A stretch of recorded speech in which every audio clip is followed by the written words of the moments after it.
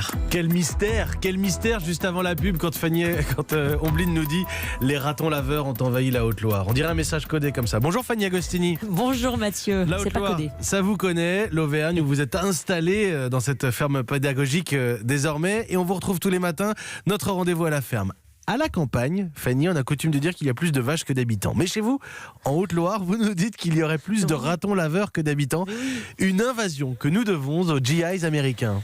Ah oui, c'est une sacrée histoire. Si vous apercevez en tout cas son joli petit minois et son pelage rayé poivre et sel, dites-vous qu'à la base, le raton laveur n'est pas du tout une espèce originaire du continent européen. Ce sont bien les soldats américains envoyés sur la base aérienne de Couveron et Aumâncourt, dans l'Aisne, qui ont rapporté ces animaux qu'ils considéraient comme leur mascotte. Mais à l'annonce du général de Gaulle le 7 mars 1966 du retrait des forces militaires de l'OTAN, eh bien les soldats, ils sont partis et les ratons laveurs, ils ont été relâchés dans la nature. Ainsi, ils ont colonisé d'abord les forêts picardes. Et c'est à partir de là qu'ils ont proliféré dans tout le pays ?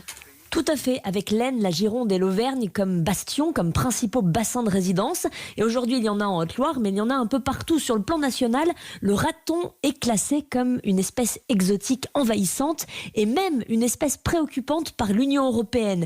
Une petite bête qui n'est pas si petite que ça d'ailleurs, parce que quand elle atteint sa taille adulte, ça devient quand même de la taille d'un gros renard.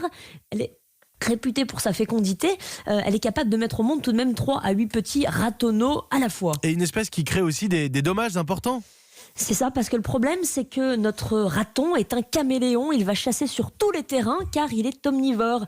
Certains vignerons s'en plaignent autant que les chutes de grêle. Il s'attaque aussi aux céréales, aux œufs et même aux poules. Il se sent aussi à l'aise dans l'eau que dans la forêt, que dans les villes où il fait les poubelles. Il est porteur de maladies et surtout, eh bien, il va rentrer en concurrence avec d'autres animaux autochtones comme les martres ou les fouines dont il pille la nourriture.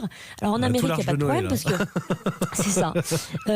Donc côté États-Unis, là d'où il vient, il n'y a pas de souci, hein, Mathieu, puisque les populations, elles sont régulées par les prédateurs, par les coyotes, le puma, le lynx, le loup.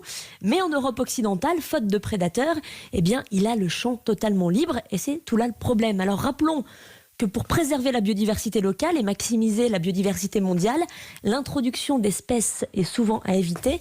C'est ce que nous apprend ce matin le petit raton laveur américain. Et vous ne voulez pas adopter un puma à Boissé ? Non, pas cette fois. Je vais y réfléchir, ça peut être la méthode. On va réfléchir, réfléchissez bien.